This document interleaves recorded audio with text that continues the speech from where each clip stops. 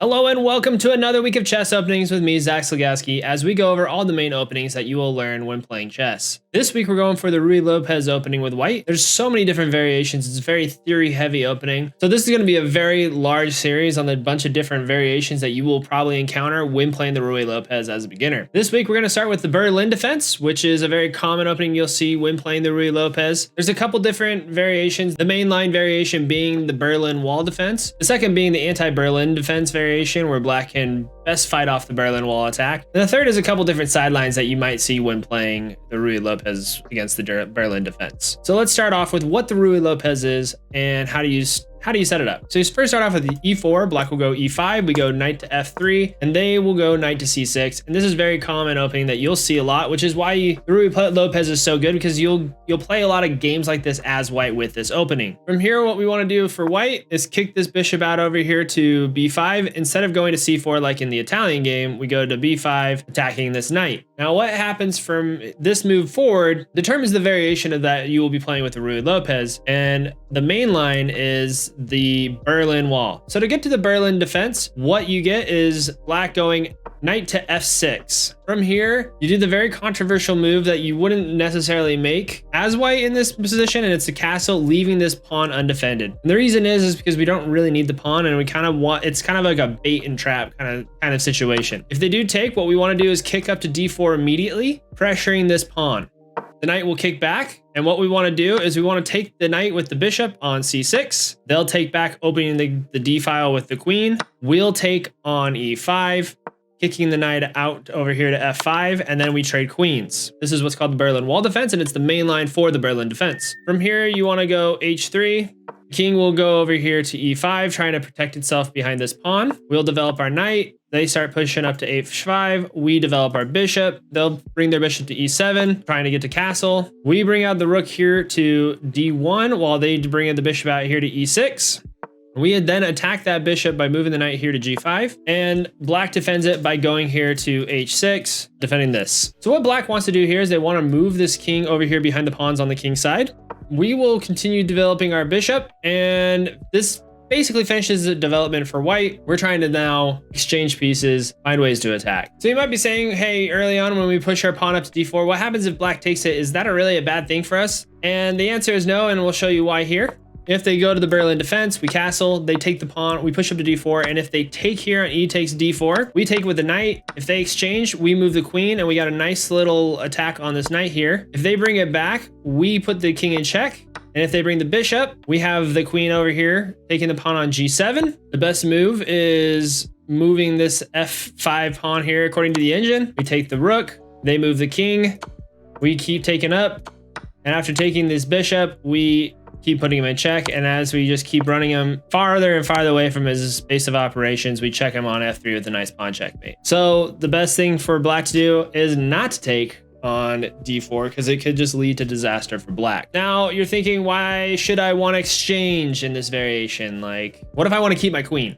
The reason you want to trade queens is because after the queen trade, if we don't trade here and we just say, hey, we're just going to go over here to e2, we're not going to take the queen, it shows an even game on the engine. But as the game plays out, they'll trade. They bring the queen out here. We get rook to d1. They bring the queen out here. We don't trade because there's the bishop barreling down here, so we try to attack with the pawn. They bring the knight out. Black now has a half-point advantage. So it's advantageous for white to trade the queens there. Don't be afraid of doing it. So there's a couple different traps that you have to look at for white when you do the Berlin Defense. And the first is the Mortimer trap, and the next is the fishing pole trap. So the Mortimer trap is pretty simple. Once we get into the Berlin Defense setup, instead of castling, if you go d3 here, and black kicks out the knight over here to e6, you might be thinking, hey, free pawn for us. And then that's where the trap lies, because what happens if we go c6 attacking this bishop? If we bring the bishop out, the queen now comes out, puts the king in check, you got a free knight. And after moving the knight, queen takes, you're down. And the other trap that we want to look for is the fishing pole trap, and that is started when we go into Berlin Defense, we castle, and they don't take the pawn, and they go over here to g4. We bring out the pawn here, attacking the knight, and they just bring out this h5 pawn here, defending the knight. Now, the thing that you do not want to take is the knight, because once they do that, you have a nice open file for black, and it can lead to a lot of problems. And so from here, the main line of the fishing pole trap is you don't necessarily want to move your knight, because you have the queen coming out over here to h4. So what you try to do is get to c3, trying to push to d4. And what happens is if the pawn takes, we can bring the queen out here, but then the queen coming out here leads to a nice easy checkmate. There is really not much of a way to stop it other than to sacrifice your queen, and you're in a worse opposition. You're already down 2 points for there. It's not good. Hello and welcome to another chess opening video where we continue our series on the Ruy Lopez, specifically with the exchange variation opening that you'll get when playing the Ruy Lopez. So without further ado, let's just jump into it. This is where the Ruy Lopez is, and from here is where the variations start. And with the exchange variation, the next move is to go a6. So what we'll want to do to initiate the exchange variation from here is the bishop will take the knight on c6, and black will take back the bishop from the d file. That opens the d file for black. What we want to do for white is to just castle and get our king nice and safe. So the first variation that we're going to be looking at, which is the main line, is when the bishop goes over here to g4, pinning the knight to the queen.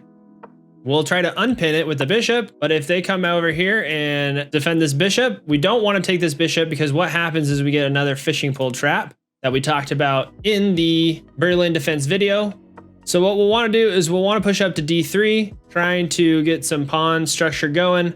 Black should try to bring its queen over here to f6, trying to attack this f3 knight. But we'll bring in some reinforcements of our own by going knight to d2. They'll push knight to e7, and we will open up the rook, trying to get some rook play and defend our pawns here. As black maneuvers its knight, we go to d4, trying to open up the file. If they take, that's great. We'll push the pawn up, attacking the queen. Queen will come down here to try to create some attacking lines. We take the bishop with the pawn. At this point, we're ready to trade and make it even. They'll open up this file. Queen's threatening checkmate. What do we do? Well, we don't have to worry about this checkmate because the knight is here defending the square. So we move the knight over here to e4. Queen will be pushed back, and we develop our knight over here to g3. Queen will have to move back to d7. We've scaved off, and we are at a high disadvantage of 4 points since we got that bishop over here. So what we'll want to do from here is to develop the knight probably and take the pawn over here on d4, or take with the queen here and trade off queens. The other variation for the exchange variation is after exchanging and castling, black goes over here to f6 instead of bringing the bishop over there to e4. What we want to do in this situation is we just want to push directly to d4, try to get that pawn trade, take with the knight, and bring it back over here to b3 after being attacked by the pawn. We'll then trade queens, and if this bishop comes out, we just close up this pawn chain, trapping the bishop. The bishop will come back, and we develop our bishop over here to f4, attacking the c7 pawn.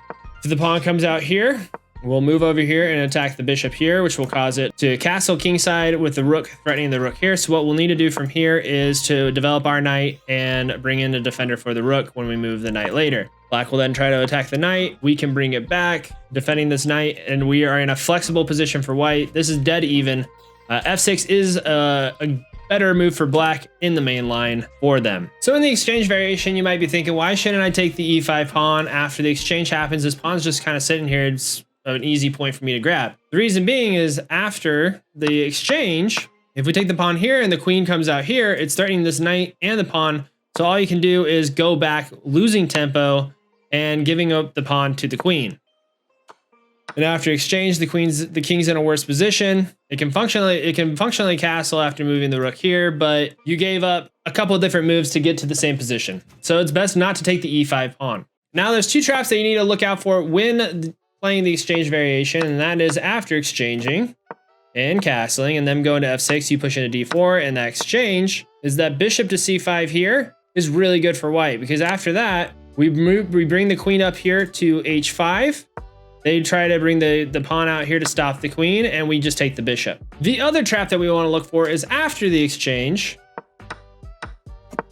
If black brings out this queen over here to f6, what we can do is push up to d4 and immediately skewer out the bishop over here to g5, attacking the queen. It's defended by this knight.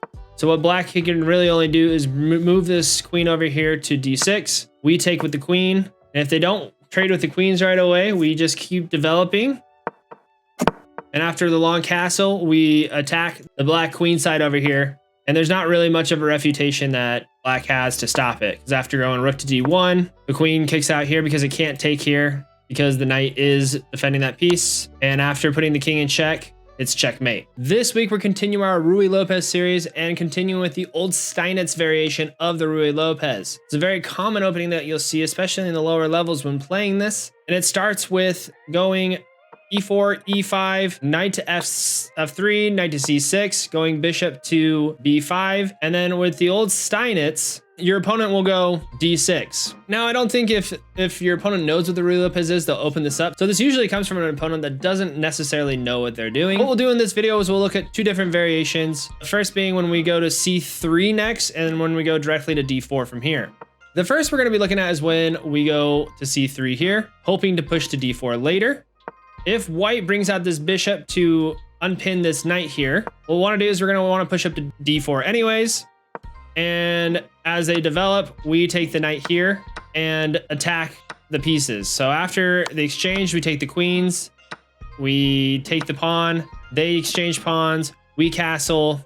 And as they develop their final bishop here, we're looking at a slight advantage for black, not the best for white. So in the old Steinitz defense, if we go c3 first, do not start exchanging pieces. It's at a detriment to you as the white player. It's just bad. It's bad habit. Don't take everything. The other variation for going to c3 first is after going to c3 and they bring the bishop out.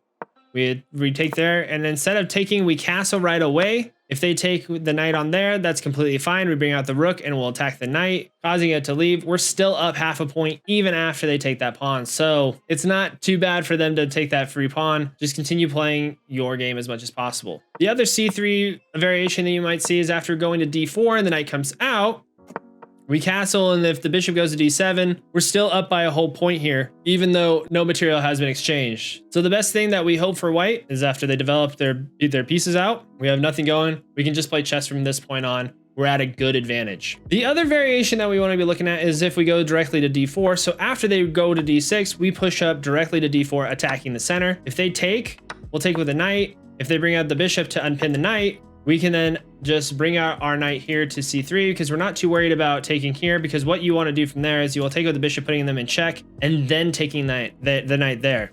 Black at this point would want to fianchetto their bishop, try to create more attacking lines because it's better than trying to leave a bishop out here. We develop our bishop over here to e3, and after bringing out the knight over here to e7, we push up to f4, trying to take more control of the center as possible. And after black castles, bring up the queen to d2. We can push up here. It's going to be hard for black to not exchange pieces. We then can trade off the bishop with the batter that we have here. It's about an even game from here, but I would rather be in white's position than black's. The other d4 variation, which is not very great for white, is after they go to d6 and we go up to d4, we trade.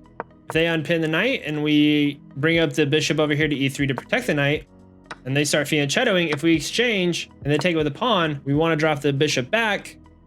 But after they fianchetto and we try to attack, they bring out the knight. Black's getting really well developed while we really only have two rooks out. So we got to develop the knight, and after they castle and us bringing our queen over here to d2, they take the b file of rook to b8 and we castle here, protecting that pawn. We're down 2 points here, or white. It's not the best thing. So what you want to do in the old Steinitz defense is to go c3 first and d4, try to take control of the center as much as possible, and just play solid chess from there on out. This video, we're going over the Ruy Lopez's Morphy Defense, and specifically we're looking at the Open Variation. Now, this variation is a very theory-heavy variation, so we're only going to be looking at a few lines, and even in those lines, it's going to be a few lines within those lines. It's pretty nuts how deep you can get within this variation, so I'm just going to give you a high-level overview of what some of these lines look like, so that you have at least some basic understanding if you were to try to implement this or see it as black when playing against the Ruy Lopez. So without further ado, let's just begin. Now, as always, the Ruy Lopez starts off with going e4, then black responding with e5. We go knight to f3, black goes knight to c6, and then white pushes up bishop to b5, attacking the knight. Now, where the main line of the Morphy Defense Open Variation begins is white goes to a6, pushing the bishop back, and then bringing out the knight over here to f6, and we go in castle, leaving this pawn open. And then black will take that pawn, and that begins the Open Variation in the Morphy Defense.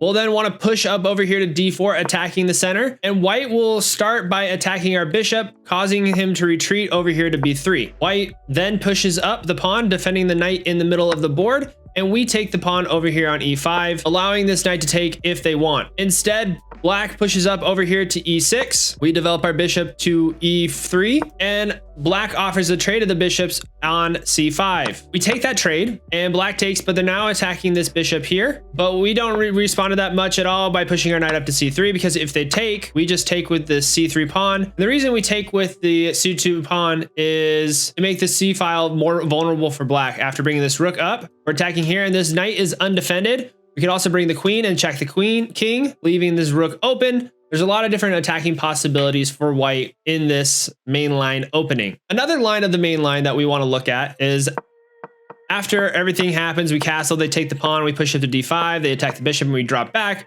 They attack the center, we take, the bishop comes out to b6. We bring out our bishop early to e3. Just creating development, and black will here go ahead and attack the bishop here on b3. We defend that bishop by bringing our knight over here to d4. And when that takes, instead of taking with the knight, we take with the pawn, opening up the a file with the rook. Black will then bring its queen down, and we fortify our knight here with a nice c3 move here. So what's black wanting to do here is they're wanting to try to push up here to c5 and create some pressure and really own the middle of the board. And we try to prevent that by going here to b4, causing the center to kind of collapse and create weaknesses. So before we go any further, please make sure to like and subscribe to the YouTube channel. It helps me a lot get this video out there and continue making these videos for you so that you can get better at the game of chess. Now let's move on to the open variation, and this is the classical defense line of the open variation. So it starts as usual. He takes there, and then we push up d4, and black responds by pushing up to d5, hurting the bishop. We bring back, and they go to d5 again. We trade the pawn, and black brings the bishop out here to defend this pawn from the bishop and queen attack. We keep developing with bishop to e3. They go bishop to e7, and we go to c3, creating some attacking lines over here on d and b4. After black castles, we go knight to b2, defending our knight, but also attacking this knight here. And the queen will drop down here to d7, trying to create some attacking lines later on. And we develop our rook here to e1, defending the bishop, and in future attacking that knight. They also bring the rook over here to d8, trying to create a little battery for later on. Bring bishop to c2, attacking that knight. And they further defend their knight on f5. So at this point, white is technically up, but as you can see, it's pretty balanced. White's only up a half point, and I would rather be in white's position because pretty soon this knight's going to fall and the middle is going to collapse within it. So the last variation we'll be going over is the Bernstein variation, and that is characterized by after the opening is created, we take, and they bring out the bishop. Instead of going to c3 or bishop to e3, we bring up the knight over here to d2, immediately attacking this knight. The knight will drop back, and we move up here to c3. And if they take, we take with the knight. So the knight goes over here to b3, looking to go over here to c5, and the black responds by developing its bishop, and we go on a straight attack of this knight, trying to hit the knight and attack both the bishop and the queen. After taking, we take with the pawn, opening the c file up.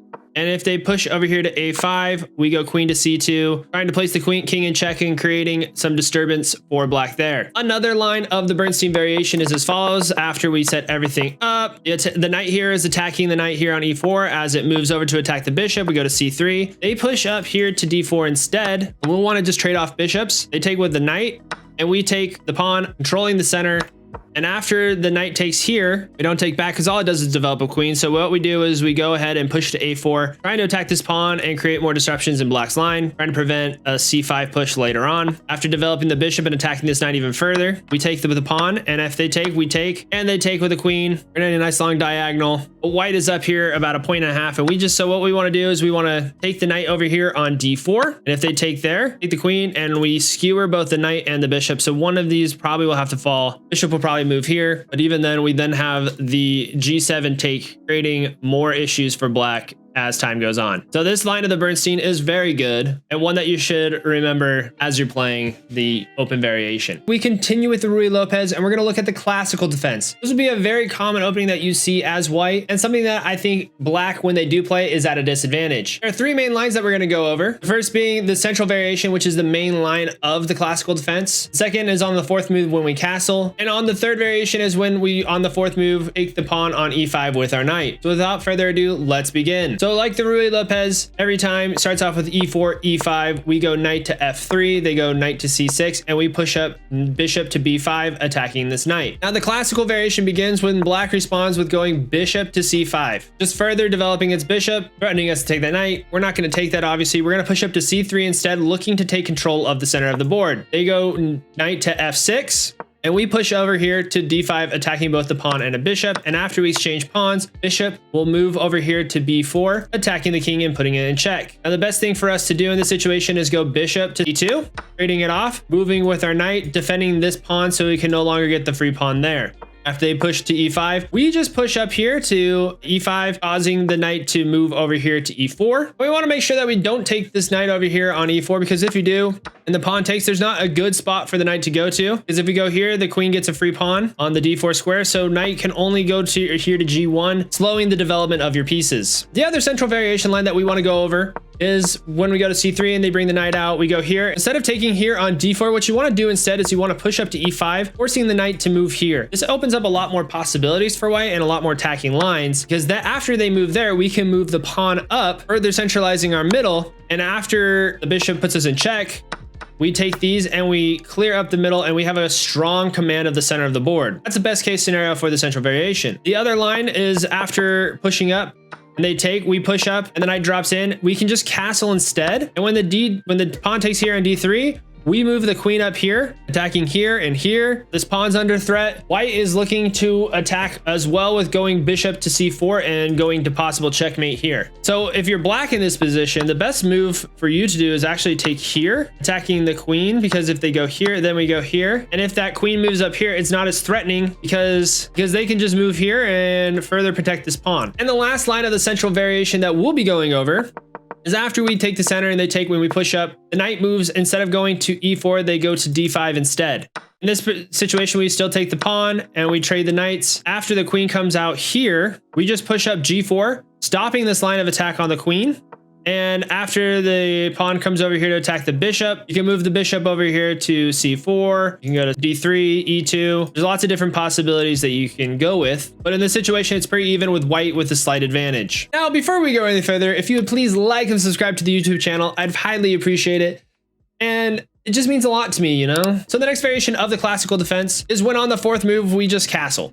When that happens, we castle. The game's kind of just, from here on out, there's not really theory behind it. You just move into a steady development kind of game and do your best to control the center of the board. The last variation, and this one's more of a trick than anything, is after the bishop goes here, we just take the pawn.